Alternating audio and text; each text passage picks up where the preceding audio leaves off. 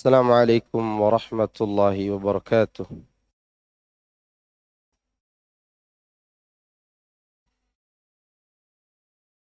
إن الحمد لله نحمده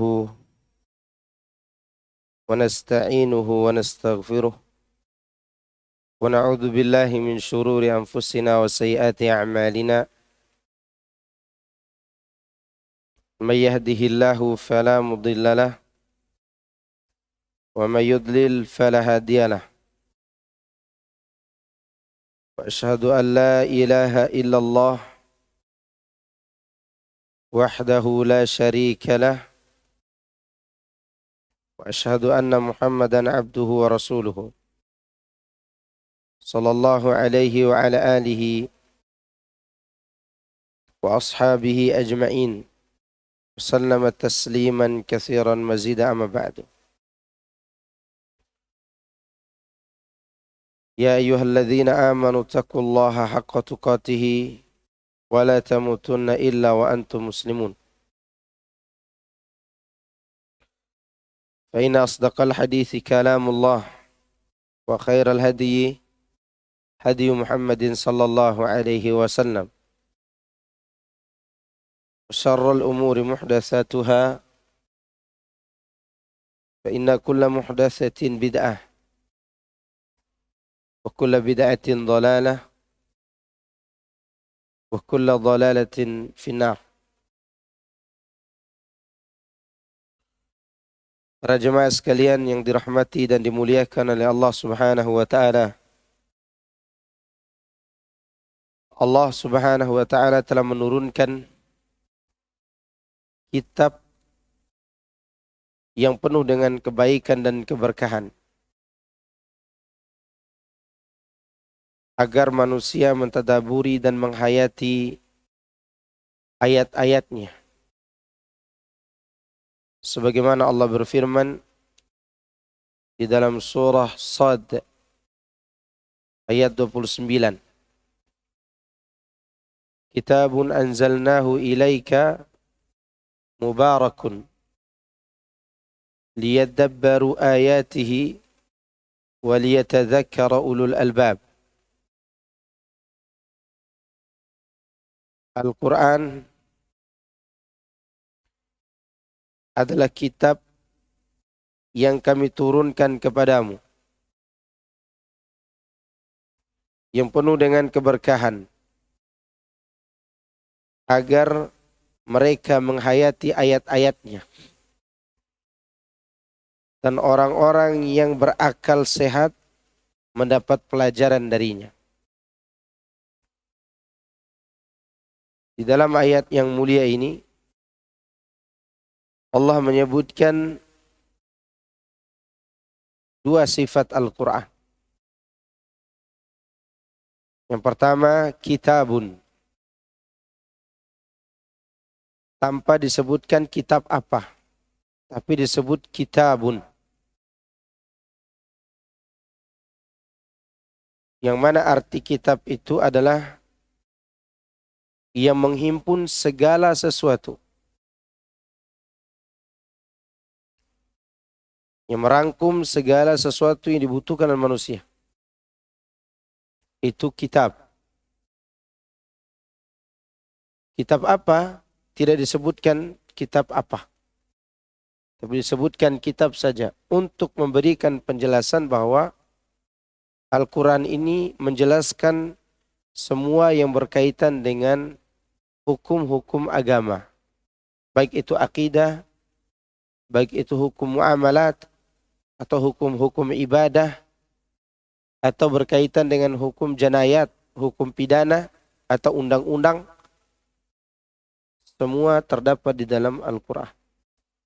Beda dengan kitab lain.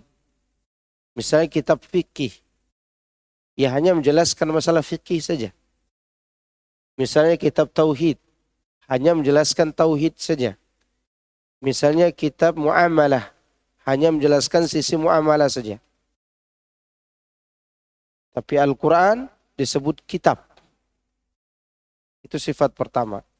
Sifat kedua dalam ayat ini, mubarakun. Mengandung keberkahan. Ada yang ingat apa arti keberkahan? Kebaikan yang banyak dan menetap. Tidak hilang kebaikan itu. Itulah keberkahan. Maka kitab yang penuh dengan kebaikan yang banyak tersebut dan kebaikannya tidak pernah hilang, yaitu Al-Quran. Bahkan kebaikannya semakin dibaca akan semakin bertambah baik dalam kehidupan kita.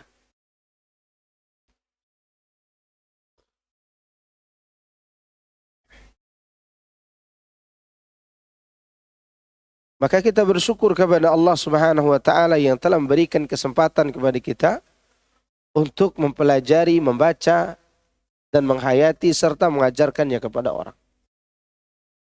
Tidak ada nikmat yang paling besar yang dirasakan oleh seorang melebihi besarnya nikmat mengetahui Al-Quran. Bagaimana tidak? Bagaimana tidak demikian? Sedangkan yang dia pelajari bukan perkataan manusia. Tapi perkataan siapa? Rabbnya manusia, yaitu Allah Jalla Jalaluhu. Kita dapat surat dari gubernur saja sudah bangga. Sudah bangga kita dapat.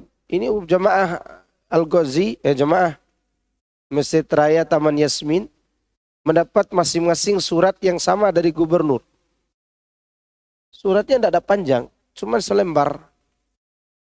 Ada hal-hal yang tidak kita pahami, kita baca ulang. Ketika kita tidak paham, kita tanya orang yang lebih paham.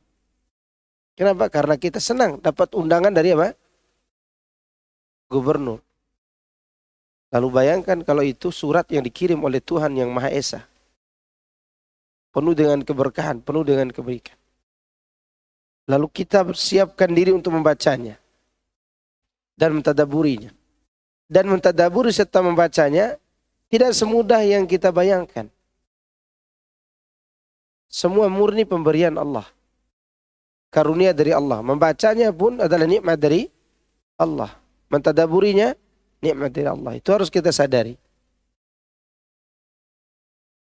Orang-orang yang diberikan kelebihan membaca Al-Quran, seharusnya mereka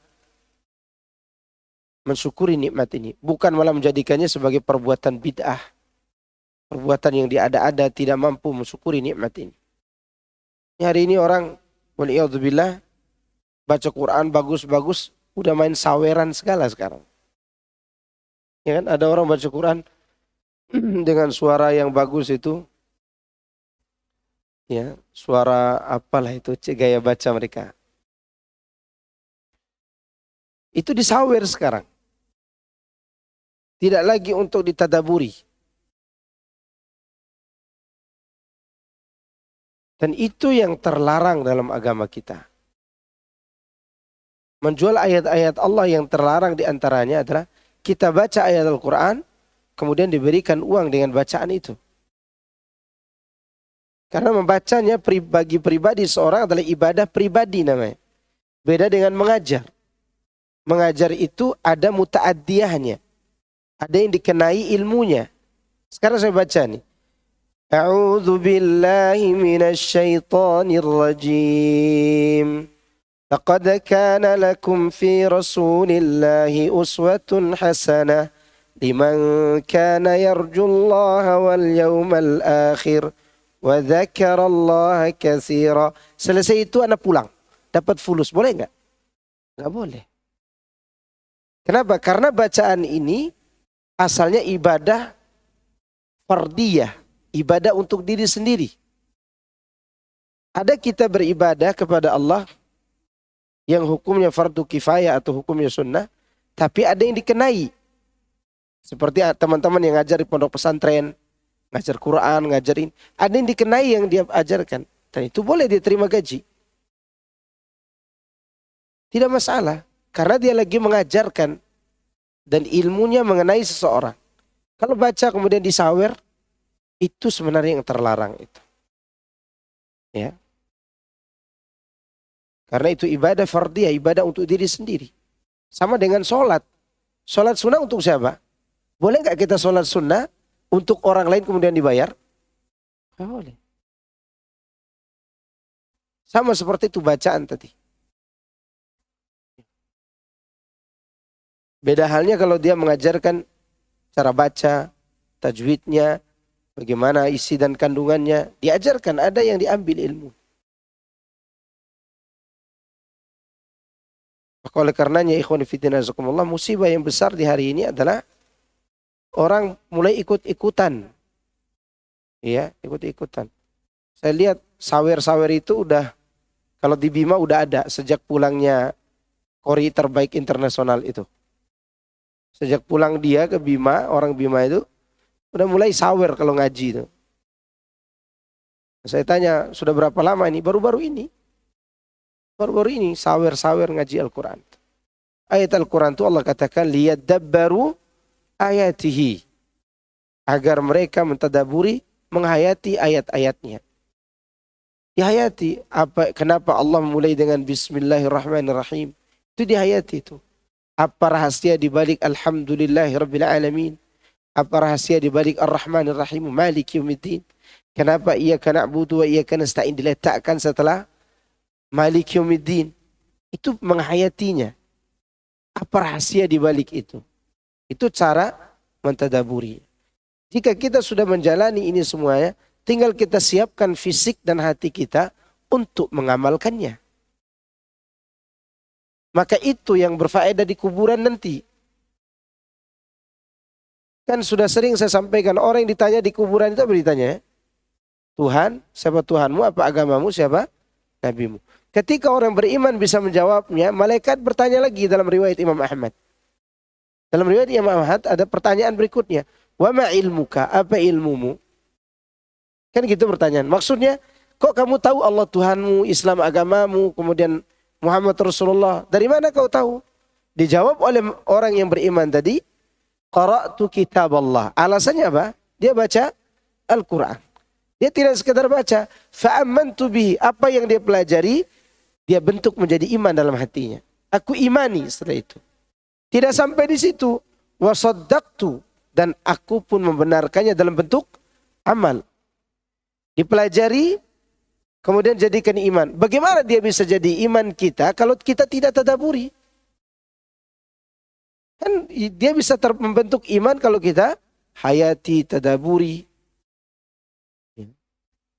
Orang yang benar-benar menghayati Al-Quranul Karim dengan gaya bahasa yang dipakai dalam Al-Quran ini, dia betul-betul menghayatinya. Dan hatinya itu selalu merasa senang dengan Al-Quran. Sebagaimana dikatakan oleh para salaf, hati yang baik tidak akan pernah kenyang dengan Al-Quran. Dia akan selalu mencari tahu apa yang ada di dalamnya. Tidak seperti kitab buatan manusia. Tidak bisa ditadaburi kitab buatan manusia yang ingin menyaingi Al-Quran. Bagaimana kita bisa tadaburi? Ya. Dan kitab apa saja dibuat ajib sekalipun, kitab ya selain Quran, selain kitab yang mengandung Al-Quran, kita mau buat seajib apapun tetap aja biasa saja. Mau kitab matematika, kitab fisika. Kan dulu waktu kita belajar matematika begini, kodrat dan seterusnya. Ya ujung-ujungnya 1 tambah 1, 2, 5 kali 5, 25, ujungnya begitu kan. Sekarang dipakai apa sekarang dipakai? Waktu antum dagang. Ada orang beli kucing 17 kali 17.000. Dipakai perkalian apa kodrat tadi? Perkalian. Tidak kepake. Tapi Al-Quran semua isinya kepake. Hatta alif lam mim. Tahu artinya? Nggak tahu artinya. Tetapi di sisi Allah dia punya makna. Apa fungsi Allah menurunkan ayat yang kita tidak tahu maknanya? Untuk menundukkan kesombongan kita. Bahwa pengetahuan kita terbatas. Wa ma utitu minal ilmi illa qalila. Itu alif lam mim ada maknanya enggak? Ada. Tidak mungkin Allah turunkan ayat yang tak bermakna. Tapi ada makna itu hanya Allah yang tahu. Ya seperti contoh ini. Untuk menundukkan kesombongan kita bahwa kita ini tidak semua kita tahu. Tetapi kebanyakan Quran diizinkan bagi kita untuk mentadaburi ayat-ayatnya. Itu kehebatan Al-Quran. Ada kitab di dunia ini diturunkan dari yang maha mulia kepada manusia yang paling mulia, melalui malaikat yang mulia, di bulan yang paling mulia, di malam yang lebih mulia dari 1000 bulan, di tempat-tempat yang mulia. Tunjukkan mana sehebat Al-Quran. Ya. Taurat, Injil diturunkan oleh Allah yang maha mulia melalui Jibril yang mulia kepada Nabi Musa yang mulia, demikian kepada Nabi Isa yang mulia. Tapi tempatnya tidak sehebat Madinah dan Mekah. Tempat mulia. Tapi waktunya tidak sehebat waktu diturunkan Al-Quran dari sisi Allah kepada Nabi SAW. Bulannya apa dia? Bulan Ramadan. Di malam Lailatul Qadri. Orang beramal sholat malam di malam itu sama seperti sholat malam 83 tahun lamanya. Kalau 10 kali kita temukan bulan Lailatul Qadri, 833 tahun. 830 tahun kita beribadah. Luar biasa. Ini kitabnya. Al-Quran. Lalu ditelantarkan oleh umat Islam. Banyak gak umat Islam menelantarkannya? Banyak. Gara-gara sibuk dengan surat cinta pacarnya, dia tinggalkan Al-Quran. Gara-gara sibuk dengan surat kabar, tinggalkan Al-Quran. Maka kita dapat laporan, dilaporkan oleh Rasulullah kepada Allah. Tidak, Rasulullah melapor manusia nanti di hadapan Allah. Wa qala ar-rasulu ya Rabbi, inna qaumi takhadhu hadzal Qur'ana mahjura.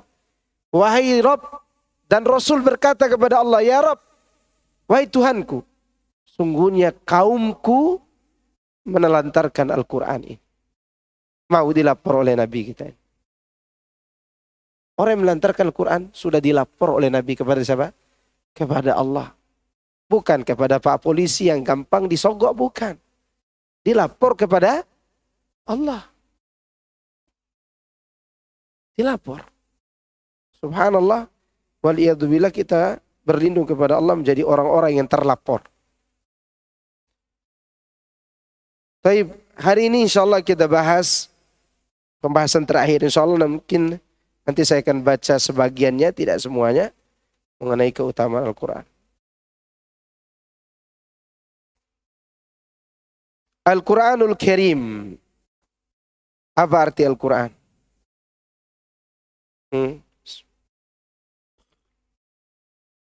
Kalamullah ghairu makhluk. Kalam Allah bukan makhluk. Kalau ada orang mengatakan Al-Quran itu kalamullah, tapi aku tidak tahu dia makhluk atau tidak, orang ini sesat. Ya. Kalau ada yang mengatakan aku tidak tahu Al-Quran itu kalamullah atau tidak, dia juga sesat. Yang benar adalah kalamullah ghairu makhluk. Firman Allah bukan makhluk. Kenapa? Karena firman Allah adalah sifat daripada Allah Azza wa Jalla.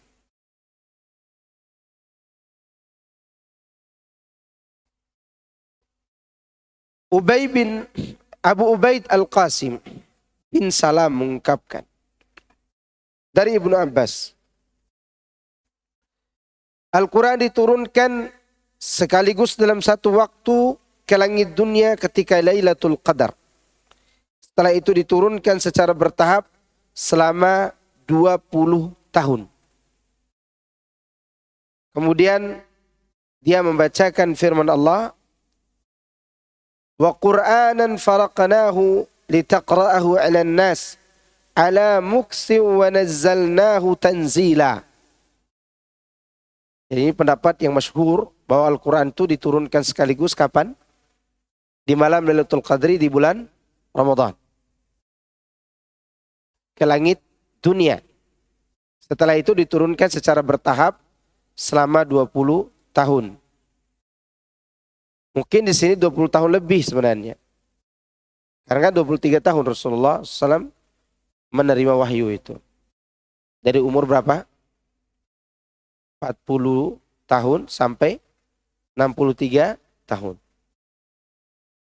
Mungkin yang dimaksud adalah 20 tahunan gitu bahasanya.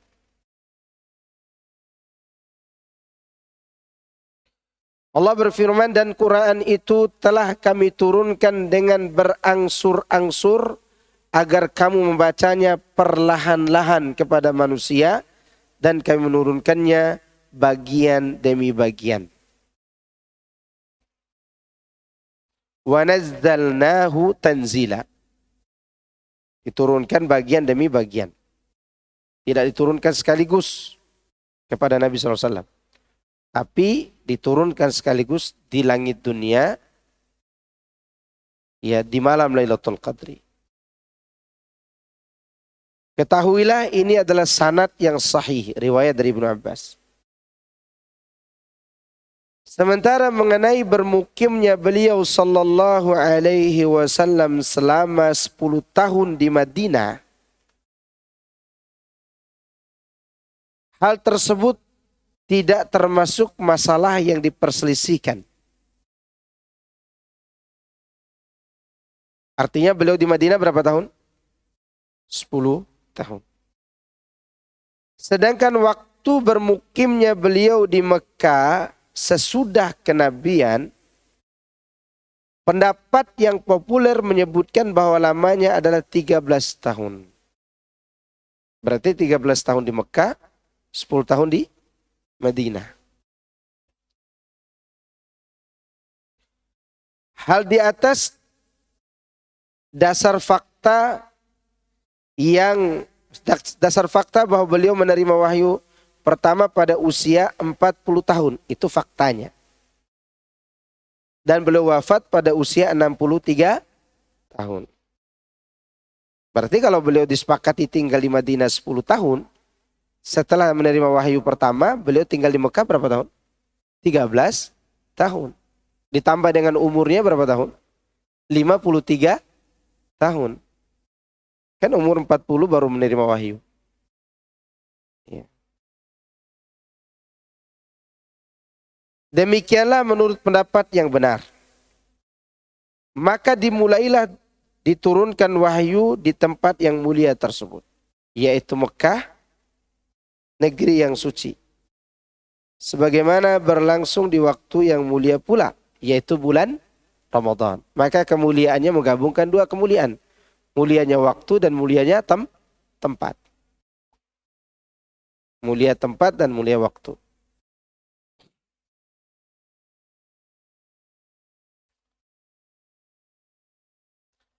Maka disunnahkan memperbanyak baca Quran di bulan Ramadan. Harus perbanyak baca. Kenapa? Karena Quran itu diturunkan di bulan Ramadan. Dan kita sudah jelaskan di suratul Baqarah ayat 185. Ya, di mana di surat tersebut diturunkan syahrul Ramadan alladzi unzila fihi al-Qur'an. Hudan linnasi wa bayyinatin minal huda wal furqan. Lalu setelah kalimat wal furqan ini Allah menyebut kata fa. Faman syahida. Fa di sini fa sababiyah. Bahwa Ramadan dipilih sebagai bulan puasa karena Al-Quran diturunkan di bulan Ramadan. Mana dalilnya? Huruf fa tadi.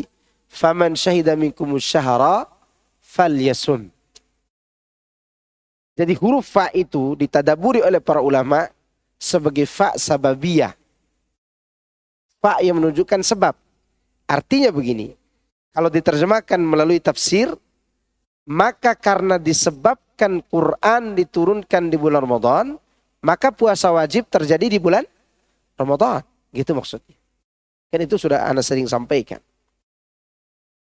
Ya, baik pembahasan tentang puasa atau pembahasan tentang tafsir suratul Baqarah tadi.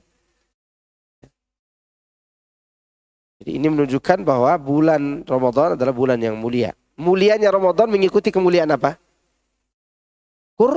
Quran. Mulianya bulan Ramadan itu mengikuti kemuliaan Al-Quran. Jangan dibalik.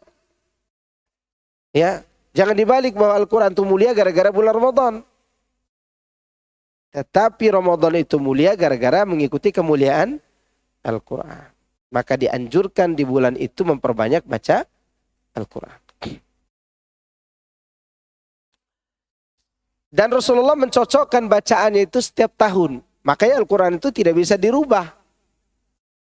Setiap tahun di bulan Ramadan dicocokin. Masih benar nggak bacaan Nabi yang dari tahun lalu sampai sekarang?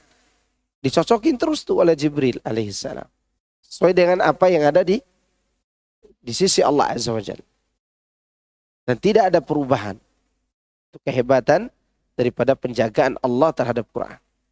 Dan Al-Quran ada yang bersifat Makkiyah, ada yang bersifat Madaniyah. Makkiyah diturunkan di Mekah, Madaniyah diturunkan di Madinah. Walaupun definisi Makkiyah dan Madaniyah itu yang benar, sebutkan di sini juga. Makkiyah yang diturunkan sebelum hijrah, Madaniyah setelah hijrah. Ya, itu sudah sering juga kita sampaikan di setiap pembahasan kita dari surat ke surat.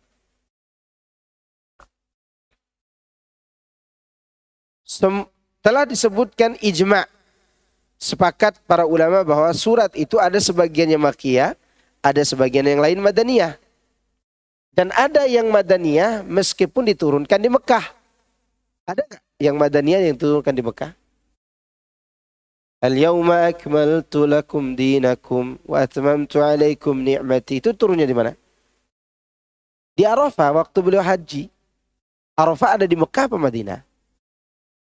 Mekah. Suratnya Madaniyah.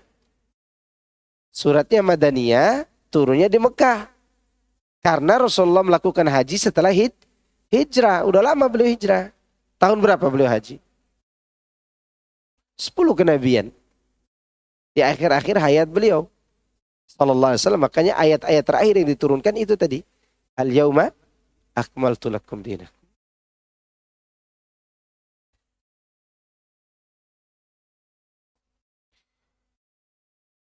Abdullah bin Yusuf memberitahu kami dari Abu Hurairah. Dia bersabda. Dia berkata, Rasulullah SAW bersabda, Ma minal anbiya'i nabiyyun illa utiya ma misluhu amana alaihi al-bashar. Wa innama kana alladhi utitu wahyan awhahu Allahu ilayya. Farju an akuna aktharahum tabi'an yawmal qiyamah. Tidak ada seorang nabi pun melainkan diberikan sesuatu yang semisal dengannya kepada manusia. Kepadanya manusia beriman. Artinya diberikan wahyu kepada nabi-nabi itu. Kemudian wahyu itu diimani oleh manusia. Hanya saja aku diberi wahyu yang diwahyukan oleh Allah kepadaku. Oleh karena itulah aku berharap mempunyai pengikut yang paling banyak di antara mereka pada hari kiamat kelak. Maka belajarlah Quran biar membanggakan Nabi di hari kiamat. Ya jangan membanggakan Nabi di saat maulid Nabi saja. Itu belum tentu membanggakan Nabi. Itu bisa membanggakan ulama yang berpendapat demikian. Bukan membanggakan Nabi. Ya. Membanggakan Nabi diantaranya memuliakan Al-Quran. Dengan mempelajarinya dan mengamalkan. Itu cara memuliakannya. Ya, dibalik dimuliakan dengan cara lain padahal dia tidak memuliakannya. Ya. Hadis ini juga diriwayatkan di kitab Al-I'tisam dari Abdul Aziz bin Abdullah dan juga Muslim serta Nasa'i. Hadis tersebut mengungkapkan keutamaan Al-Quran. Di mana keutamaan yang sangat besar atas semua mukjizat yang diberikan kepada para nabi, atas semua kitab yang diturunkan. Jadi kitab-kitab lama, kitab Taurat, Injil, atau apapun yang diturunkan kepada nabi sebelumnya, dia hanya sebagai ajaran yang diimani oleh pengikutnya. Itu yang ingin dijelaskan oleh Nabi SAW. Sedangkan Quran tidak dibatasi sebagai ajaran saja yang diikuti, tetapi dijadikan sebagai mukjizat yang mulia.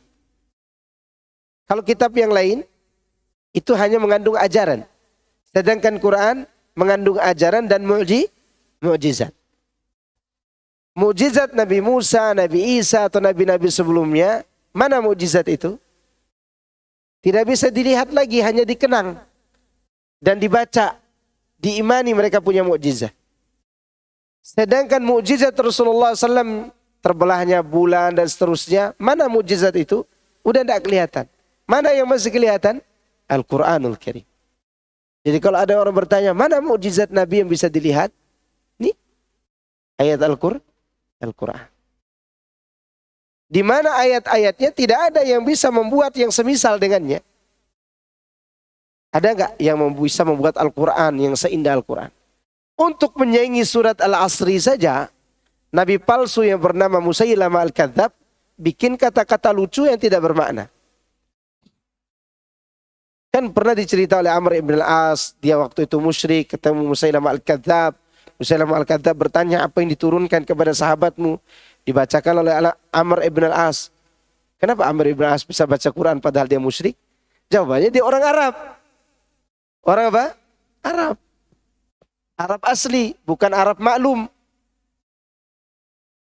Arab yang paham bahasa Arab. Lalu Amr ibn al-As membacakan ayat itu di hadapan Musailamah Al-Kadzab. Wal asri innal insana lafi khusrin, sampai akhir ayat. Oh, saya juga bisa membuat seperti itu, kata siapa? Nabi palsu. Apa bacaannya? Ya wabru innama anta udhunani wa sadrun. Ya. Ma anta wasairuka hafrun wa naqrun. Wahai kelinci, engkau hanya memiliki 2 telinga yang panjang dan 1 dada. Pekerjaanmu adalah menggali dan menimbun. Maknanya apa? Kata orang musyrik ini waktu itu Amr ibn al-As radhiyallahu anhu masih musyrik. Aku semakin yakin kalau engkau itu dusta, kata dia. Nah, ada yang bisa membuat seindah Al-Quran. Di mana kalimat demi kalimatnya mengandung makna yang dalam. Dan bahasanya terkadang membuat kita membacanya lembut sekali. Terkadang bahasanya membuat kita sadar dengan apa? Kalimat yang menekan. Ditekan kita. Bagaimana cara Allah menekan agar kita beriman? Dia bersumpah berkali-kali. Kalau dia tidak bersumpah, dia gunakan kata-kata yang tegas. Kalla saya'lamun, summa kalla saya'lamun. Bahasa yang orang Arab ahli sastra, kalau dengar itu, kalimatnya tegas memang. Orang yang ngantuk pun akan bangun dari tempat. Makanya orang-orang musyrik itu marah, dibuat mereka itu marah dengan kalimat Allah itu, karena ada kata-kata yang menekan mereka untuk meninggalkan apa? Kesyirikan. Untuk meninggalkan keyakinan bahwa mereka akan kekal di dunia. Digunakan apa? Kalimat tadi.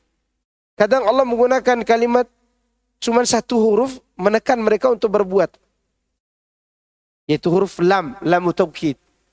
Di akhir kalimat ada nun taukid. La tus'alunna. Ya kan? Lam di awal, di akhirnya pakai nun tasydid. La tus'alunna. Seharusnya tus'aluna. Gitu kan? Tus'aluna itu bahasa biasa. Tapi Allah gunakan bahasa yang menekan. Agar orang sadar bahwa mereka akan ditanya nanti di yaumul qiyamah. Maka dikatakan apa? Mu'jizat.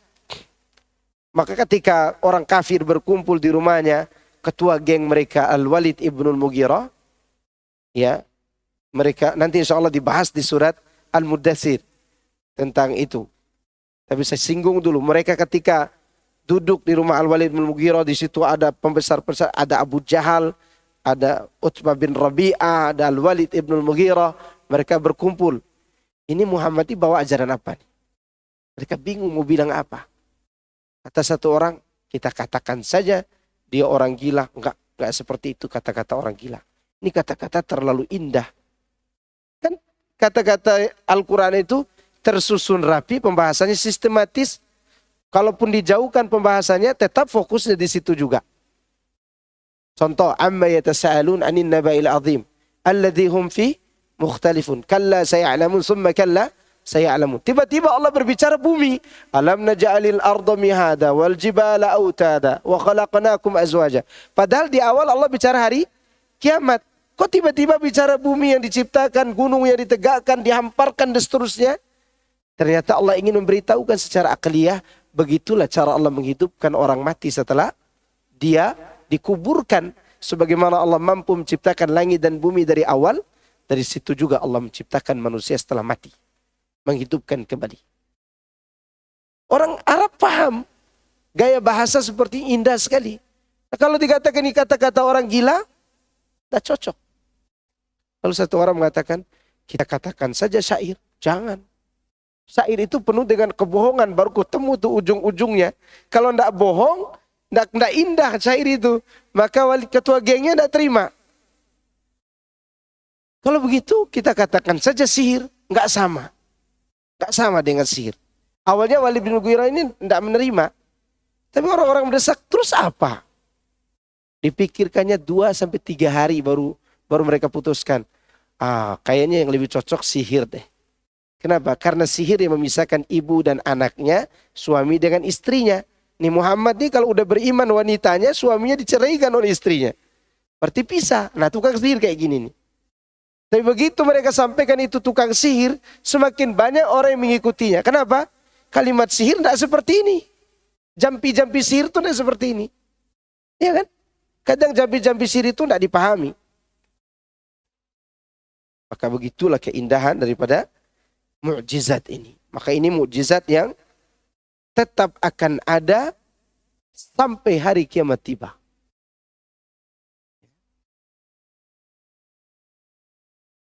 Adapun Rasul penutup risalah Muhammad SAW, tadi dijelaskan oleh kita, beliau, maka sebagian besar yang diberikan dari Allah terhadap beliau yaitu berupa wahyu darinya, yang kemudian dibawa kepada seluruh umat manusia secara mutawatir. Mutawatir itu tidak ada perselisihan. Artinya setiap saat ia berada dalam kondisi seperti itu diturunkan. Quran di sini sama Afrika sama nggak? Quran yang kita baca ini sama nggak di Afrika? Di Inggris, Amerika, hatta kalau ada manusia tinggal di bulan 5 orang, ada yang pegang Quran, Qurannya sama nggak? Sama. Tidak ada Jibril baru yang datang ke bulan. Qurannya sama, terjaga. Inna nahnu nazzalna dzikra wa inna lahu lahafizun. Dijaga oleh Allah Azza wa Jalla. Beda dengan kitab lain. Jangan kata kitab lain, kitab yang ditulis oleh para ustadz. Para ustadz nulis kitab nih, yang dikandung di dalamnya dalil-dalil. Pasti cetakan pertama, cetakan kedua, cetakan ketiga, cetakan keempat ada revisinya, ya enggak? Ada kan? Atau cetakan ustadz di Indonesia diterjemahkan ke bahasa Inggris, ada yang salah. Tapi Quran enggak. Karena dia menggunakan bahasa yang mulia. Bahasa yang tinggi dari bahasa sastra Arab. Ya.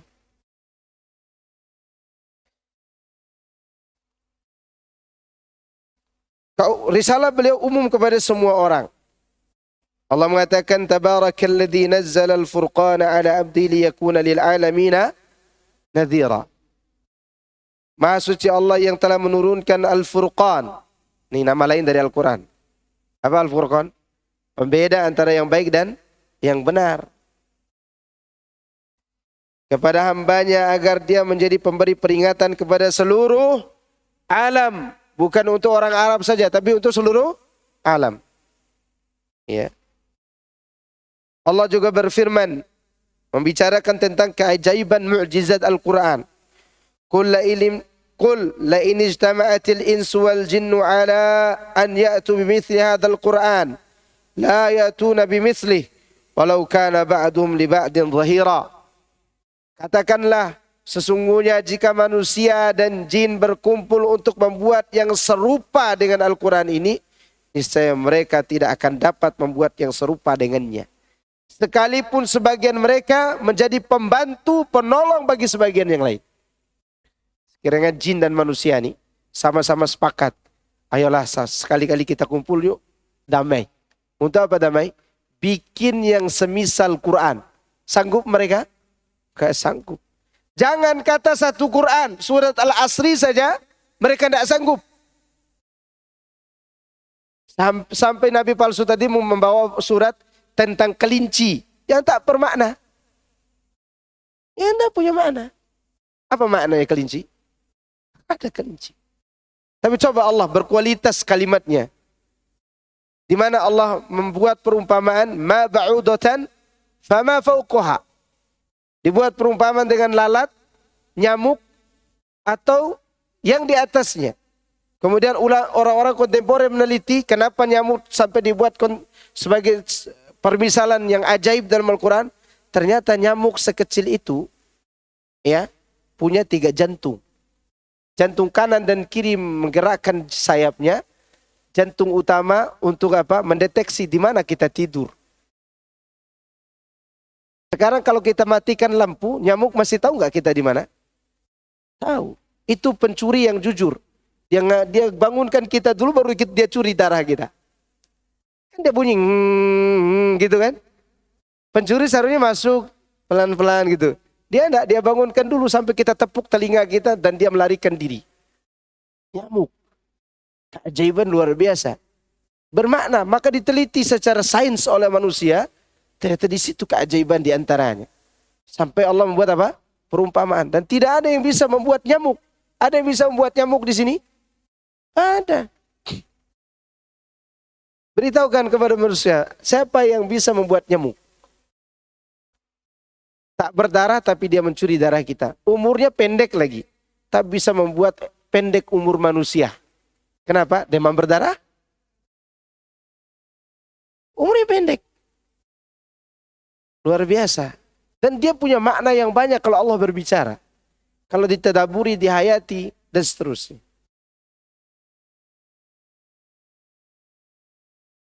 Kemudian lalu mereka pun diminta membuat lebih sedikit jumlahnya. Am yaquluna iftarah. Bahkan mereka mengatakan Muhammad telah membuat Al-Quran. Lalu ditentang oleh Allah. Ditantang oleh Allah Azza wa Jalla. Qul fa'tu bi asyri suwarin mislihi. Kalau tidak mampu datangkan satu Quran, datangkan 10 surat yang semisal dengannya. Muftarayatin wad'u man istata'tum min dunillahi in kuntum shadiqin. Katakanlah kalau demikian maka datangkanlah 10 surat saja yang dibuat-buat yang menyamainya. Dan panggillah orang-orang yang kamu sanggup memanggilnya selain Allah jika kamu benar-benar orang yang benar dan jujur. Tidak sanggup mereka datangkan 10 surat, Allah sedikitkan lagi tantangannya. Apa itu?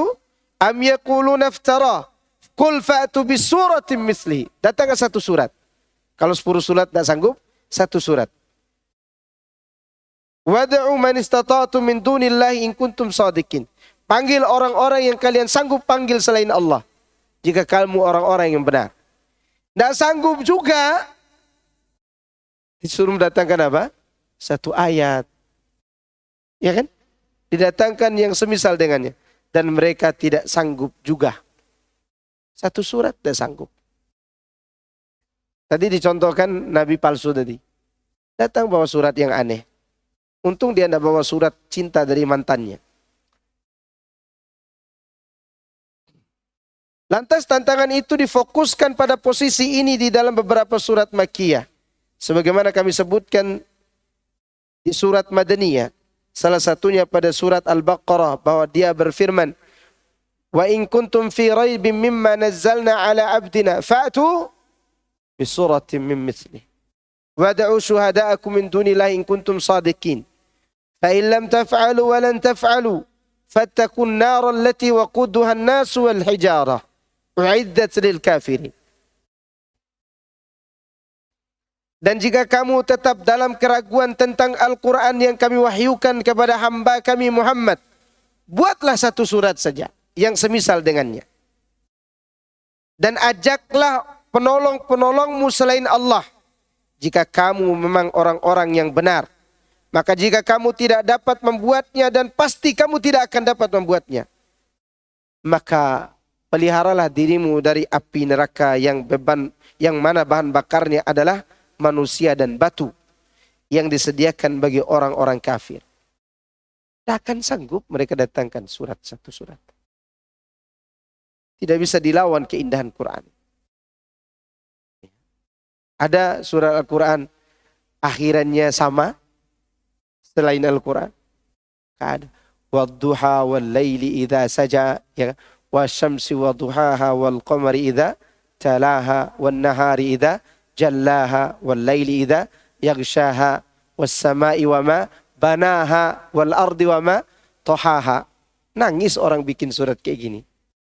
Gak sanggup. Kecuali mereka yang bikin syair harus berbohong biar nyambung. Biar nyambung harus apa? Bohong. Ya. Atau dia tidak bohong tapi sekedar menghibur, bikin syair. Contoh, nakil fuadaka haitsu syi'ta minal hawa, mal hubbu illa lil habibil awwali, kamin manzilin ya'lafuhul fata wa haninuhu abadan li awwali manzili. Ini hiburan buat istri. Ya kan? Jangan takut aku menikah lagi wahai istriku. Aku akan bersyair. Ya kan? Tidak ada cinta kecuali cinta pertama. Kemudian betapa banyak rumah yang dikelilingi oleh seorang laki-laki untuk mencari cinta baru. Tapi rindu tetap pada rumah pertama. Itu hiburan sebenarnya. Hiburan buat para wanita. Hiburan. Tapi Quran jujur dia berbicara. Ya kan? Berbicara tentang nyamuk, dia jujur bicara tentang nyamuk. Bicara tentang rumah tangga apalagi. Berbicara tentang ketuhanan lebih lagi. Dan tidak ada kedustaan. Tidak ada kedustaan. Tapi di sini Allah Subhanahu wa taala memberitahukan bahwa mereka tidak mampu mendatangkan hal yang serupa dengannya. Bahkan mereka tidak akan pernah dapat melakukan hal tersebut di masa yang akan datang. Tidak akan sanggup. Inilah di antara keutamaan Al-Quran. Demikianlah padahal mereka kaum Quraisy. Orang Quraisy bagus enggak sastranya? Bagus. Contoh Zaid bin Khattab. Tahu Zaid bin Khattab? Saudaranya Umar bin Khattab. Ya, dia penyair ulung. Kalau dia berbicara, semua orang mendengarnya. Maka ketika dia masuk Islam, ketika sudah baca Al-Quran, dia bosan dengan syairnya sendiri. Dia mau tinggalkan syairnya itu. Karena sibuk dengan Al-Quran. Nabi SAW tidak menyuruhnya meninggalkan sekaligus, tapi memakainya untuk berjihad di jalan Allah. Ya, untuk menyemangatkan para mujahidin, dia sambil bersyair. Itu mujahid itu. Seorang penyair ulu. Tapi begitu dia temukan Al-Quran, masuk Islam, dengan syairnya dia bosan. Bosan dengan syairnya. Karena dia tahu sendiri bagaimana cara bikin syair. Sedangkan turun Al-Quran dan ngerti bagaimana Allah Subhanahu wa taala membuat begitu indah kalimat itu melebihi syairnya. Subhanallah, orang Quraisy yang bagus bahasa Arabnya takjub dengan Quran. Takjub. Dan Al-Quran ini disempurnakan oleh Allah dengan dua sifat.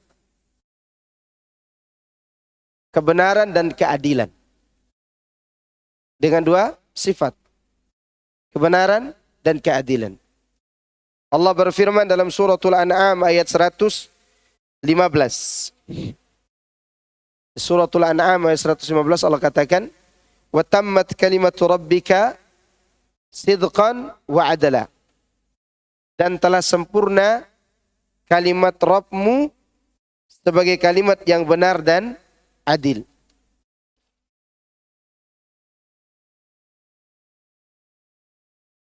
La mubaddila li kalimatihi wa huwa as-sami'ul alim. Tidak ada yang dapat mengubah firman-Nya. Dan Dia Maha mendengar lagi Maha mengetahui. Tidak akan ada yang bisa mengubah. Nah, apa yang dimaksud dengan kalimat benar dan adil? Yang dimaksud adalah benar dalam memberitahukan kabar dan adil dalam menetapkan perintah dan larangan. Ya kan? Benar dalam pengkabaran, adil dalam menetapkan perintah dan larangan. Apa saja yang Allah perintahkan, apa saja yang Allah larang dan perintahkan dengan apa? Keadilan. Apa adil? Menetapkan sesuatu pada tempatnya, menempatkan sesuatu pada tempatnya, memporsikan sesuatu pada porsinya. Maka perasaan di situ tidak berlaku.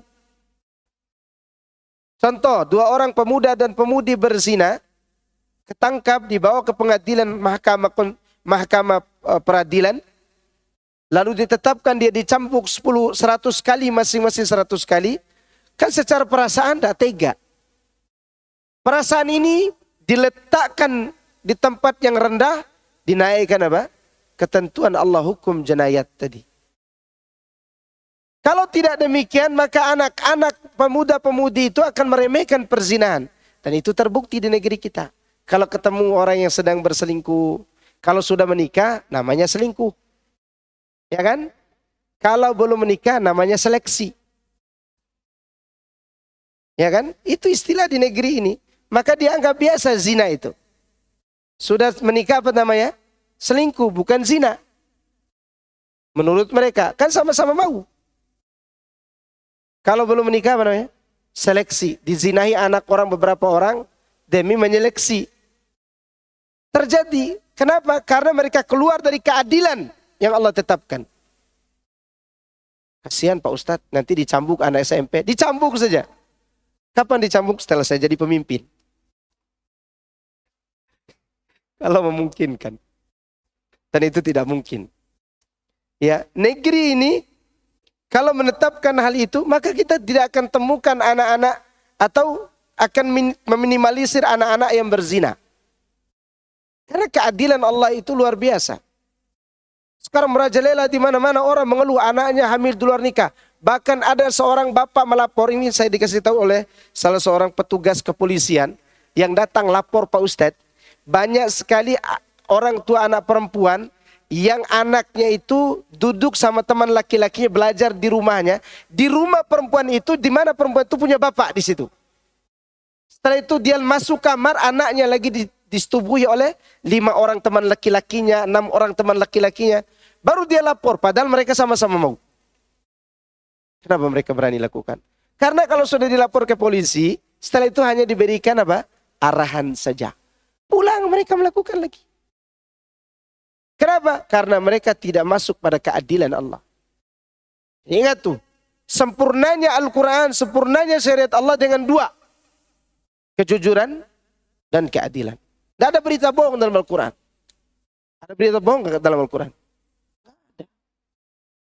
Tidak ada berita dusta dalam Al-Quran. Maka orang yang rajin membaca berita Al-Quran, dia orang yang paling tenang hidupnya. Dan yang paling tidak tenang hidupnya adalah yang baca berita surat kabar. Ya, tidak akan tenang. Sebentar lagi tahun 2023 akan terjadi krisis. Sibuk dia tuh. Sibuk dia. Coba Anda baca Quran, bagaimana menghadapi kesusahan hidup, bagaimana menghadapi keindahan itu, bagaimana Nabi Ayub menghadapi sakit, bagaimana Nabi Sulaiman menghadapi krisis ekonomi, sampai kerajaannya hilang, diuji oleh Allah Azza wa Jalla. Bagaimana Nabi Muhammad SAW diceritakan Allah dalam Al-Quran. Ketika kita temukan hal yang sama, oh iya, sudah Allah ujikan kepada orang soleh. Tenang hati kita. Tenang. Kalau ada orang misalnya, Ustadz, istri saya itu kenapa ya merepet terus? Baca dalam Al-Quran bagaimana Nabi Nuh, Nabi Lut, istrinya begini, begini, begini. Ya kan? Dapat berita yang jujur, menenangkan hati kita. Begitu cara kita menenangkan hati. Jujur dalam Al-Quran. Baik bercerita tentang yang telah lalu, atau yang sekarang sedang terjadi, atau akan terjadi dan tidak bisa dilihat dan dibayangkan seperti hari kiamat. Semuanya jujur. Maka disebutkan sidqan wa adla. Dan kejujuran dan keadilan ini tidak bisa dirubah. Tidak ada yang bisa mengubahnya. Namun sayang, seribu sayang, para pembaca Quran di zaman ini, mereka hanya memperbagus suara, tidak memperbagus tadabbur mereka dan amal mereka. Contoh mana? Mereka baca tapi dia tidak amalkan. Setiap maulid Nabi apa dibacakan? Laqad kana lakum fi Rasulillahi uswatun hasanah. Sekarang pertanyaannya, uswah kemana mereka melakukan perayaan? Jawab. Siapa uswatun hasanah mereka melakukan perayaan maulid Nabi? Sedangkan ayat yang mereka baca, laqad kana lakum fi Rasulillahi uswatun hasanah. Jawabannya akan membuat mereka membuat seminar bagaimana dakwah kita dibubarkan. Bukan lagi untuk membantah. Jawabannya adalah bagaimana mereka buat seminar supaya kajian kita dibubarkan. Kan akan sanggup dijawab. Quran sudah jelas menyebutkan laqad kana lakum fi Rasulillahi uswatun hasanah. Bukan masalah motor dan onta, bukan. Bukan uswatun hasanah dalam urusan motor, dalam urusan mik, dalam urusan onta, bukan itu. Tapi lanjutan ayat itu, liman kana yarjullaha wal yaumil akhir. Dalam urusan agama, agama. Wa dzakarallaha katsira. Saya minum kopi dulu ya. Nggak jadi-jadi nanti. Jadi itu uswatun hasanahnya dalam urusan agama. Kalau ditadaburi oleh mereka, iya ya, kita merayakan ini, siapa uswatun hasanah kita? Kan begitu pertanyaannya kan? Siapa contoh kita? Siapa teladan kita dalam urusan ini? Ketika dia tidak temukan teladannya, maka yang diinginkannya adalah bubarkan kajian Salafi Wahabi. Ya, urusannya itu. Bagaimana Anda bisa mengubah apa yang ditetapkan Allah secara adil dan jujur itu? Tidak mungkin. Imam Bukhari meriwayatkan dari Ibnu Syihab. Dia bercerita, Anas bin Malik memberitahukanku bahwa Allah menurunkan wahyu atas Rasulnya sallallahu alaihi wasallam secara berangsur-angsur sebelum beliau wafat. Sampai akhir hayatnya lebih banyak daripada kadar wahyu biasanya. Hingga akhirnya beliau wafat. Jadi diturunkan angsur-angsur, tapi yang banyak itu akhir-akhir beliau mau wafat. Kenapa? Karena manusia sudah siap untuk menerima tugas-tugas dan syariat-syariat. Sebelumnya dibina dulu apanya? Akidahnya. Makanya kenapa ustadz-ustadz kita itu berteriak-teriak, berbicara sampai keluar urat besar di lehernya demi apa? Tauhid dan mencegah kesyirikan. Supaya orang siap mengamalkan syariat Islam. Kenapa orang tidak siap mengamalkan syariat Islam? Karena akidah dan tauhidnya tidak terbentuk dalam hatinya. Ya, tidak terbentuk. Makanya beliau menerima wahyu itu lebih banyak di akhir hayatnya. Demikian itu pula yang diriwayatkan oleh Imam Muslim dan Nasa'i. Artinya bahwa dia Azza wa Jal menurunkan wahyu kepada Rasulnya sallallahu alaihi wasallam sedikit demi sedikit. Setiap waktu sesuai dengan apa yang diperlukan oleh beliau sallallahu alaihi wasallam. Kemudian ada satu masa wahyu itu diturunkan, tidak diturunkan. Yaitu tatkala pertama kali setelah malaikat Jibril turun pertama kali dengan membawa firman Allah Iqra. Itu ada jenjang waktunya. Baru turun surat Al-Muddatsir. Iqra untuk apa diturunkan? Untuk mengangkat sebagai nabi. Baru nabi, belum rasul. Maka orang Nasrani yang tidak mengucapkan wa asyhadu anna Muhammadur Rasulullah, tapi mereka mentauhidkan Allah di masa itu, mereka tidak mati musyrik. Seperti Waraqah bin Naufal. Waraqah bin Naufal kan mati sebelum diangkat sebagai rasul, tapi sudah diangkat sebagai nabi. Waraqah bin Naufal mati di atas ajarannya agama Nabi Isa alaihissalam. Tidak di atas syariat Rasulullah sallallahu alaihi wasallam. Namun begitu turun surat Muddatsir, setiap orang yang ingin dicap sebagai muslim, maka dia harus mengucapkan 2 kalimat syahadat. Baru dia muslim. Ya. Karena ada orang Nasrani sampai hari ini tidak menyekutukan Allah, tidak menyembah Nabi Isa, tapi tidak mengucapkan wa asyhadu anna Muhammad Rasulullah. Kafir enggak dia? Kafir. Karena ketika turun surat Ya ayyuhal muddatsir, maka resmilah beliau diangkat sebagai rasul, dan orang yang tidak beriman kepada beliau sebagai rasul, walaupun tidak berbuat syirik, dia dikatakan apa? Kafir. Apalagi yang berbuat syirik.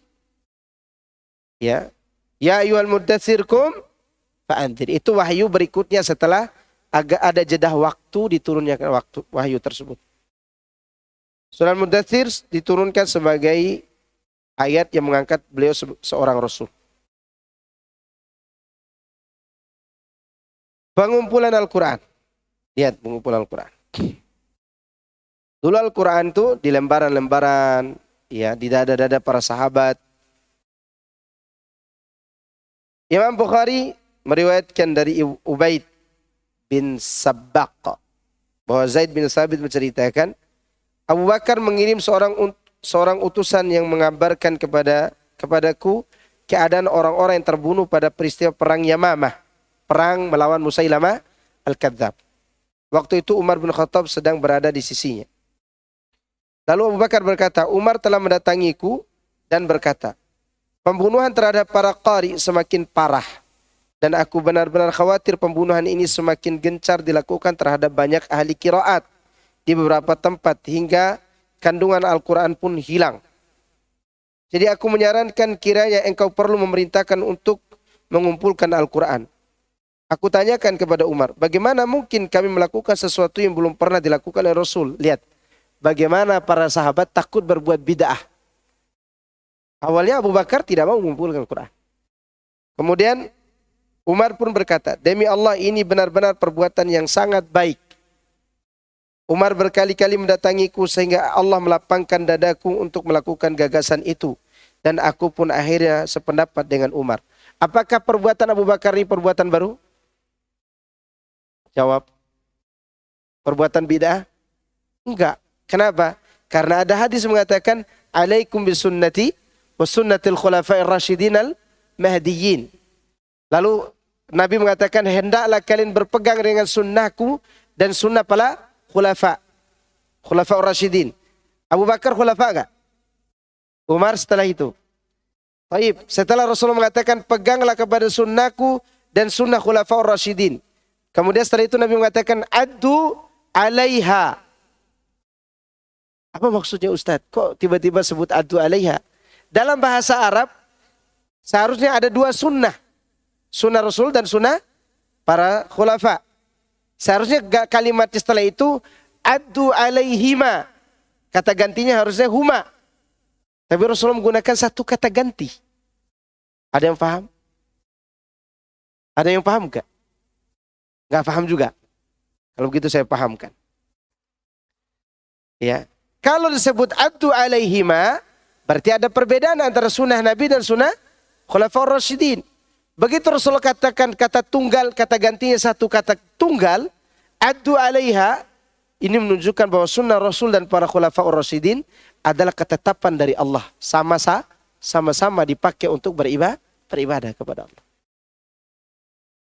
Karena Rasulullah menyamakan sunnahnya dengan sunnah khulafaur rasyidin.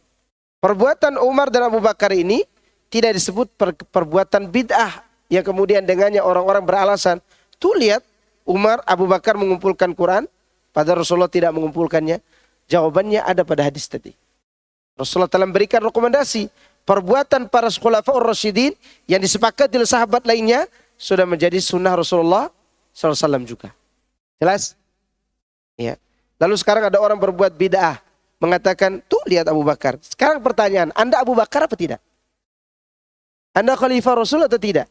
Sedangkan rekomendasi Rasul adalah khalifah. Ya, itu pengumpulan Al-Quran atas gagasan Umar. Lalu Abu Bakar pun mengumpulkan Quran. Karena waktu perang Yamamah banyak penghafal Quran terbaik yang meninggal dunia. Di antara penghafal Quran terbaik yang pernah menemani Rasulullah SAW waktu masa hidupnya di kalangan Ansor, Thabit bin Qais namanya. Itu hafalannya kuat. Hafalannya kuat. Tapi lemah dalam sisi berhubungan dengan istri. Ya, maka dia waktu jadi pemimpin Ansor perang Yamamah, orang Ansor komentar, kenapa orang lemah ini jadi pemimpin kami? Memang beliau lemah dari sisi yang lain. Tapi hafalannya kuat. Ya, cuma jangan antum bayangkan, berarti ustadz-ustadz yang kuat hafalannya lepas syahwat. Jangan. Itu salah sangka itu namanya. Salah sangka. Ini bercerita tentang Thabit bin Qais. Karena ada penghafal Quran yang lain juga yang hebat. Tapi Thabit bin Qais betul-betul hebat. Hafalan Qurannya betul-betul luar biasa. Dan itu diakui oleh para sahabat. Bahkan mantan istrinya juga mengakui. Di hadapan Nabi SAW. Ya Rasulullah, aku tidak ragu dengan kekuatan hafal Quran Thabit bin Qais. Tapi dia lemah di ranjang ya Rasul. Boleh nggak aku minta cerai? Maka Rasulullah membolehkan. Padahal suaminya penghafal Quran. Ya, ada ibu-ibu yang tersenyum kayaknya di belakang. Ini yang meninggal waktu perang Yamamah banyak. Di antaranya Thabit bin Qais. Makanya Umar memberikan usulan kita kumpulkan Quran. Akhirnya dari itulah cikal bakal dikumpulkan Al-Quran. Dan Allah sudah mengisyaratkan. Inna alaina jam'ahu wa Qur'anah. Jadi pengumpulan Quran itu sudah Allah kabarkan akan dikumpulkan. Sesungguhnya tugas kamilah yang mengumpulkan Quran dan yang membacakannya kepadamu. Begitu. Kapan dikumpulkan? Pada waktu yang Allah kehendaki. Ternyata awalnya cikal bakalnya di zaman Abu Bakar. Cuman dikumpulkan dalam kiroat yang berbeda. Bacaan-bacaan yang berbeda. Dan semuanya bacaan dari Nabi SAW. Lalu lembaran tulisan Al-Quran itu ada pada Abu Bakar sampai akhir hayatnya. Kemudian ada pada disimpan Umar semasa hidupnya. Hingga ia beralih pada Hafsah binti Umar. Ini awal daripada pengumpulan Quran. Demikian diriwayatkan beberapa tempat dalam Sahih Bukhari. Pengumpulan Al-Quran ini adalah usaha yang paling baik dan paling besar dan agung yang pernah dilakukan oleh Abu Bakar As-Siddiq radhiyallahu anhu, sehingga Allah Subhanahu wa taala pun menempatkannya pada posisi tepat setelah Nabi sallallahu alaihi wasallam. Kedudukan yang tak pantas ditempati oleh seorang pun sepeninggalan beliau sallallahu alaihi wasallam kecuali Abu Bakar. Maka waktu dikumpulkan Quran di zaman Abu Bakar, dia memerangi musuh, baik dari kalangan orang yang menolak membayar zakat, juga orang-orang murtad, orang-orang Persia dan Romawi. Dia mengerahkan bala tentara, mengirim utusan dan pasukan, dan juga mengembalikan masalah kepada porsinya setelah takut akan tercerai-berai dan hilang. Selain itu dia juga mengumpulkan Al-Quran yang besar ini, yang agung ini, dari beberapa tempat yang terpisah-pisah, sehingga memungkinkan bagi qari untuk menghafalnya secara keseluruhan. Waktu itu dari dada-dada, dari kelopak korma, dari kulit, ya semua dikumpulkan. Maka itulah yang difirmankan Allah, inna nahnu nazzalna dzikra wa inna lahu lahafidhu. Jadi cara Allah mengumpulkan Quran dan menjaganya melalui orang-orang ahlinya. Sekiranya di bulan ada 5 orang yang hidup, 1 dari 5 orang itu akan Allah ajarkan bahasa Arab supaya terjaga bahasa Quran. Ya kan? Bahkan di kalangan jin sekalipun Allah ajarkan Quran agar Quran di kalangan jin pun tidak berubah. Ada enggak jin yang diajarkan Quran? Ya mungkin hari ini mereka juga lagi belajar nih. Kita tidak tahu. Itu alam gaib. Tapi Allah jelaskan dalam Al-Quran bahwa jin ikut belajar kepada Nabi SAW. Dan mereka cepat lebih paham lagi. Maka Allah katakan, wa idh sarafna ilaika nafaran minal jinni yastami'una al-Qur'ana falamma hadaruhu qalu ansitu falamma qudiya wallaw ila qaumihim munzirin. Dan ingatlah ketika kami giring beberapa orang dari kalangan jin yang mendengarkan Quran kepadamu. Ketika mereka hadir, mereka saling berkata, diam dan dengarkan. Ansitu, perhatikan baik-baik. Tatkala mereka selesai mendapatkan pelajaran itu, mereka pulang ke kaumnya, munzirin, memberi peringatan. Berarti mereka ajarkan enggak? Ajarkan. Ya. Mereka mengatakan, qalu ya qaumana inna sami'na kitaban unzila min ba'di Musa. Musaddiqan lima baina yadayhi yahdi ilal haqqi wa ila tariqim mustaqim. Jin-jin itu mengatakan, wahai kaum kami mendengar sebuah kitab yang diturunkan setelah Musa, yang mana dia membenarkan ajaran sebelumnya, dia mengajak kepada kebenaran dan kepada jalan yang lurus. Itu jin-jin tuh saling mengajarkan apa? Al-Quran. Ya, mengajarkan Al-Quran. Berarti jin ada yang baik enggak? Ada. Belajar Quran. Maka Allah jaga Quran ini melalui orang-orang yang baik dan orang-orang soleh. Gimana cara orang mau merubah Al-Quran? Mereka rubah barisnya. Orang bisa kafir dengan cara merubah baris saja. Tidak merubah semuanya ya. Dirubah apa ya? Baris. Mana contoh? Innama yakhshallaha min ibadihi al-ulama. Itu ayatnya. Orang merubah ha menjadi hu pada lafaz Allah itu. Innama yakhshallahu. Ha menjadi apa? Hu. Kalau dirubah menjadi hu, maka kafirlah orang yang merubahnya. Kenapa? Karena dia ingin mengatakan Allah takut kepada ulama. Kalau ha berarti ulama yang takut kepada Allah. Kalau hu yang takut siapa? Allah. Cuman berubah apa tuh? Fathah ke dhammah. Fathah ke dhammah. Atau orang merubah la ilaha illallah. Fa'alam annahu la ilaha illallah. Fa'alam annahu la ilaha, itu baris fathah.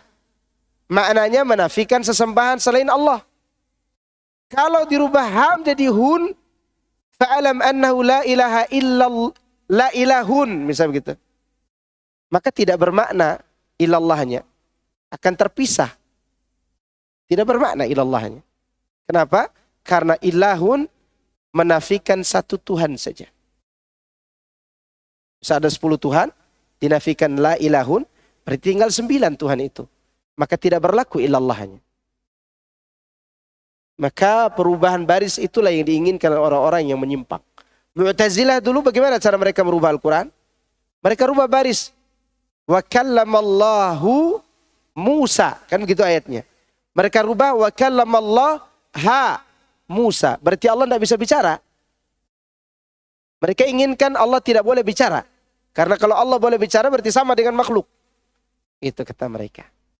Maka hu-nya menjadi apa? Ha. Wa kallamallahu. Kalau hu berarti Allah pelaku bicara. Kalau ha berarti Musa pelaku bicara.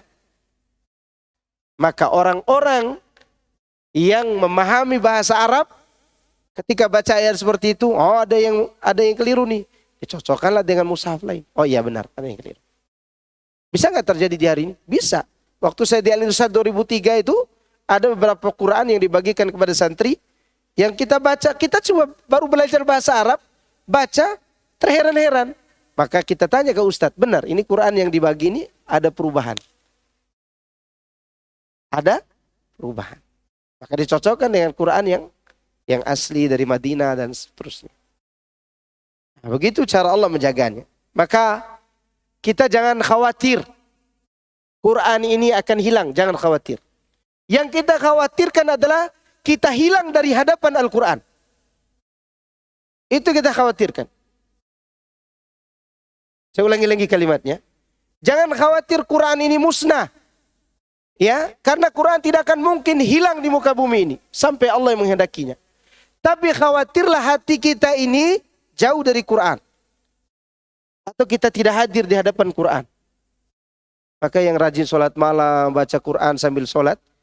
Ya misalnya dia mau baca panjang sholatnya, dia baca Quran. Boleh sholat tahajud, baca Quran. Maka dia orang yang beruntung. Kenapa? Dia masih hadir di hadapan kalamullah. Ya, dia masih menjaga dirinya dengan apa? Kalamullah. Dan kalamullah itu tetap akan terjaga untuk selamanya. Sekiranya orang ingin melakukan pembunuhan terhadap kaum muslimin seperti di Andalus dulu.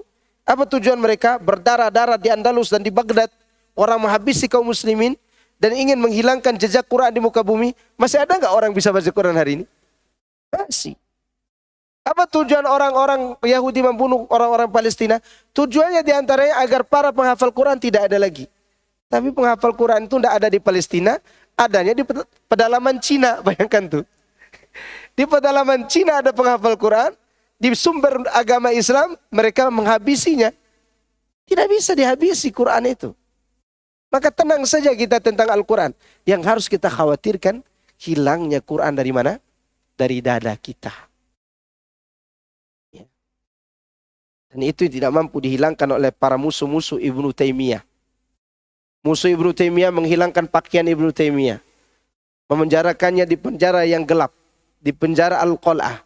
81 kali atau 82 kali Ibnu Taimiyah menghatamkan Quran sebelum beliau wafat.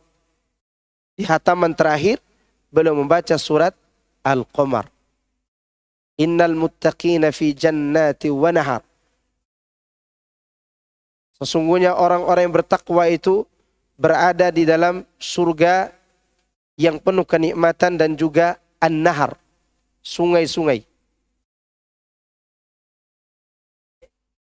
fi maq'adi sidqin 'inda malikin muqtadir. Di sisi yang di tempat yang benar, di sisi sang raja yang maha kuasa. Selesai dia baca ayat itu, Allah cabut nyawanya. Mati dalam keadaan baca Quran. Tenang. Orang mati dalam kondisi itu, dia tenang. Bahkan saya pernah melihat orang awam, ya tapi dia rajin beribadah dan mau tanya kebenaran. Yang dia sukai dalam hidupnya adalah kalau ada apa-apa, mau tidur, bahkan itu disunahkan, baca surat Tabarok.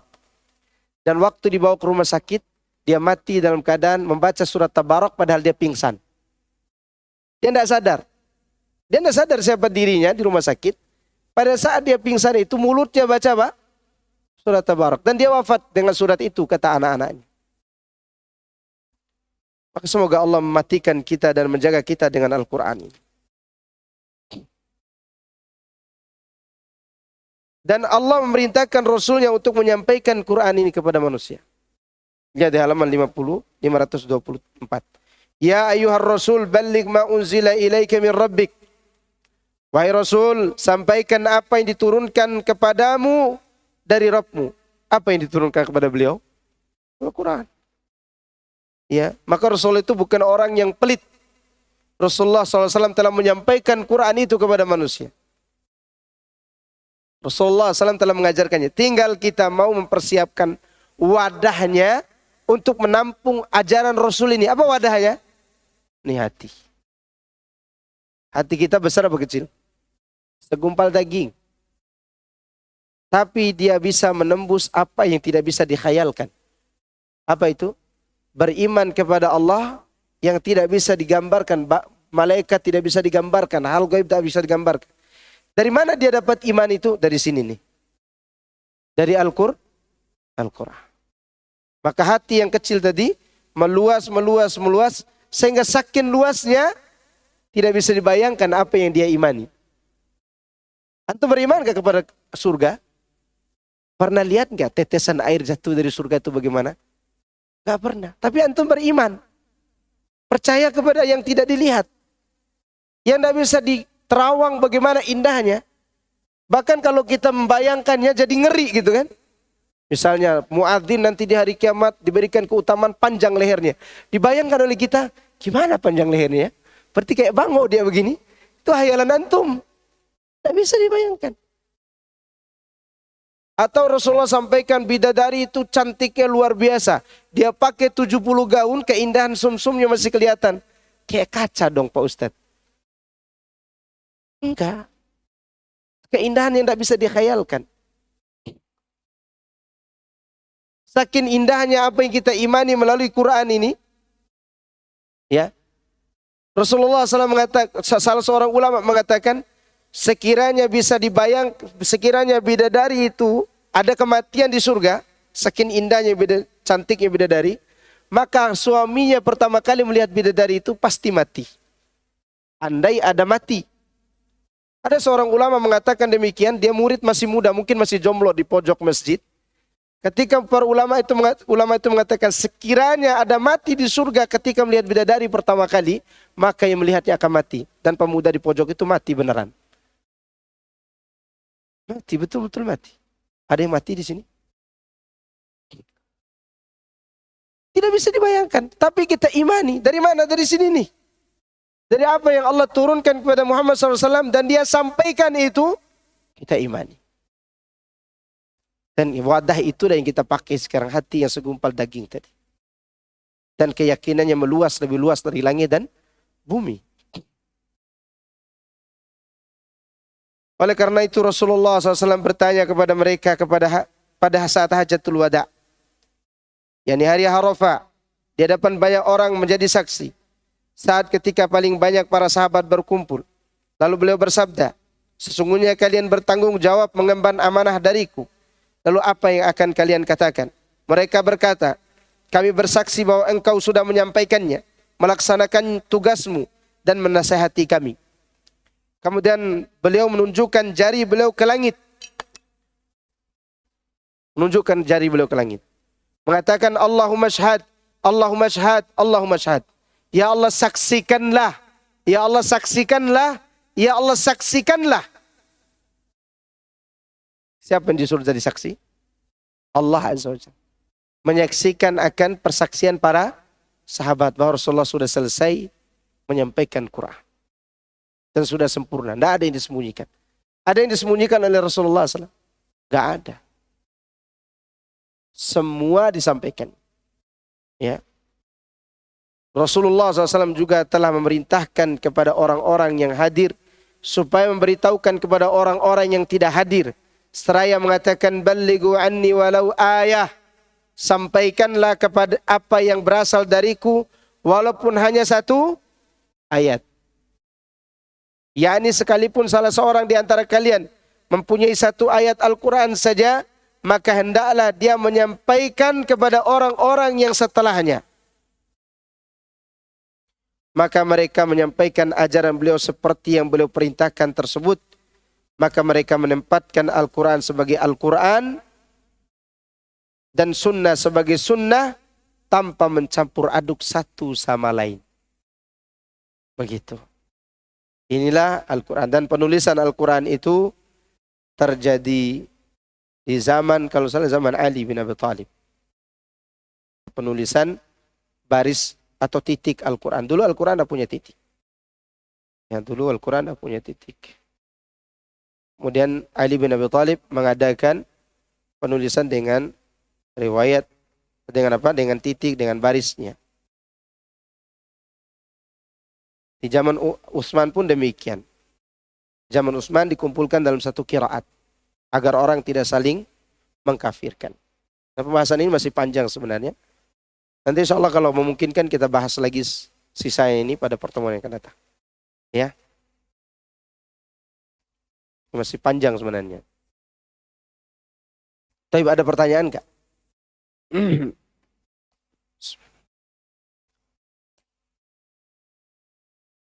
Saat saya bertanya ini, Ustaz.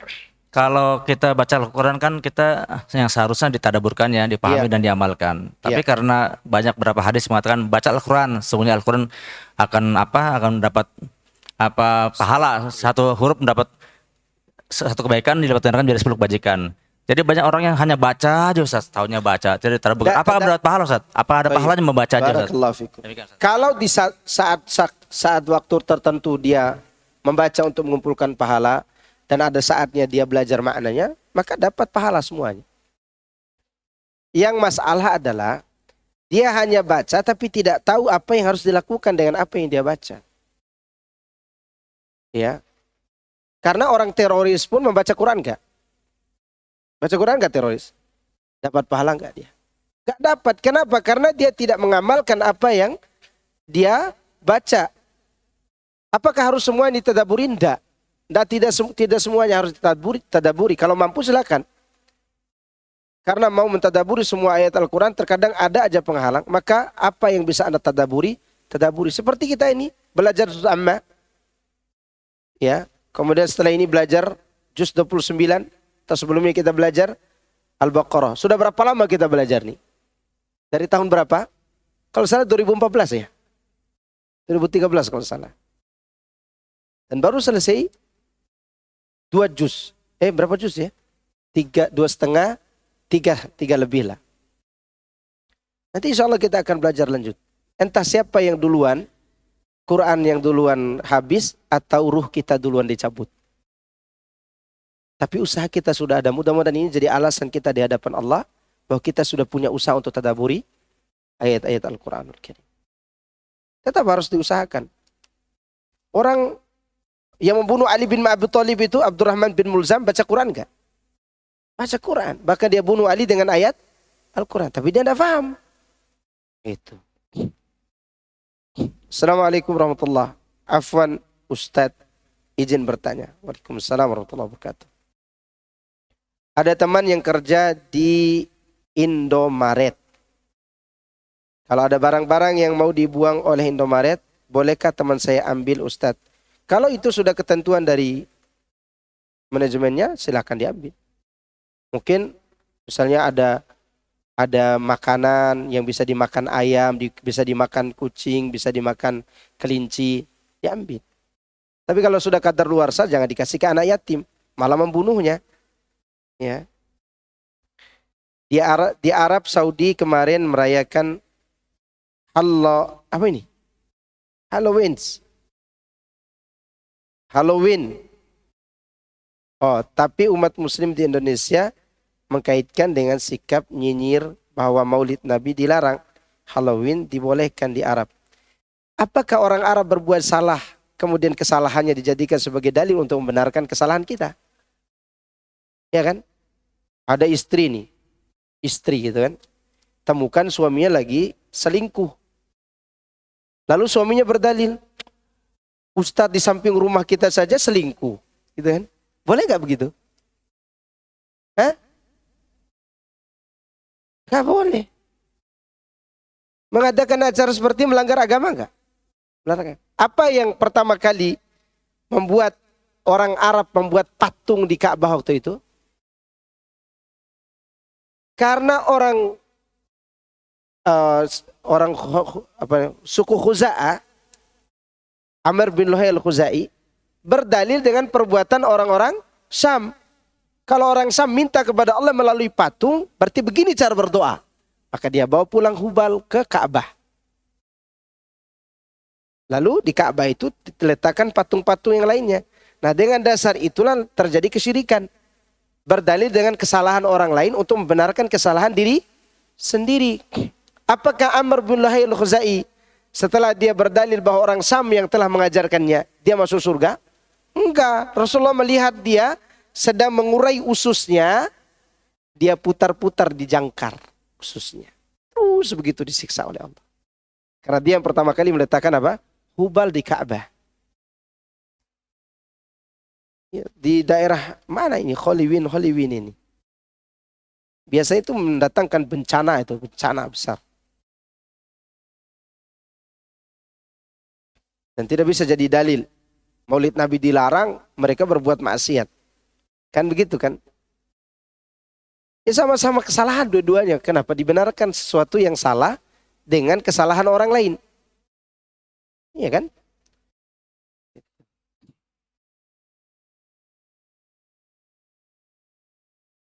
Ada kasus.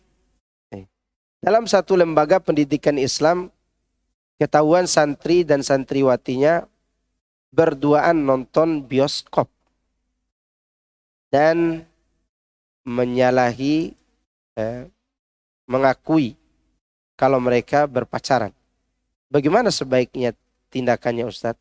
Apakah disidang di hadapan para santri lain atau aibnya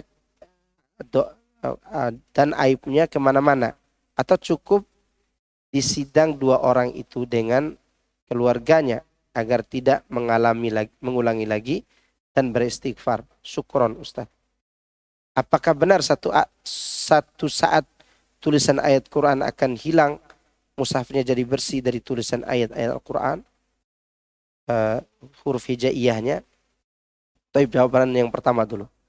Dulu di zaman Abu Bakar, ini karena kita mengikuti salaf bukan mengikuti pondok ya. Mengikuti apa? Salaf. Karena kalau ditanya, anak bawa ke sana aja. Di zaman Abu Bakar, ada seorang bapak datang melapor tentang anak remaja putrinya hamil di luar nikah. Hamil di luar nikah. Di zaman itu sudah ada loh. Di zaman Abu Bakar. Lalu Abu Bakar memarahi bapaknya. Kenapa tidak engkau tutup saja aibnya? Suruh dia bertobat. Ya kan? Tutup aibnya, suruh dia bertobat. Begitu cara Abu Bakar. Karena sudah dilapor ya tentu dicambuk. Kalau sudah sampai ke pengadilan, ke hakim atau ke amir, harus ditegakkan hukum Allah. Tapi sekiranya orang tuanya menyembunyikan itu, maka itu terbaik. Engkau mengungkapkan aibmu, kata Abu Bakar. Maka keluarlah pendapat dari para sahabat. Di antara Abu Bakar Siddiq, Umar bin Khattab, Abdullah bin Umar, Jabir bin Abdullah, dan yang lainnya berpendapat kalau seorang hamil di luar nikah, dinikahkan dulu dengan orang yang menghamilinya, lalu diasingkan. Sedangkan pendapat yang lain diasingkan dulu baru dinikahkan. Kalau yang ini dia nikahkan dulu baru diasingkan. Nah, Abu Bakar mengajurkan disembunyikan. Nah kalau begitu kondisinya, maka yang terbaik bagi santri dan santriwati ini hanya mereka berdua saja diadili dan dinasihati. Apalagi baru pacaran, belum hamil di luar nikah, dicegah mereka itu. Ya dicegah. Kalau begini nih lagi bucinnya, tahu bucinnya? Buta cinta. Apalagi dia selalu nonton drakor, drama Korea, sudah drama Korea, Korea Utara lagi.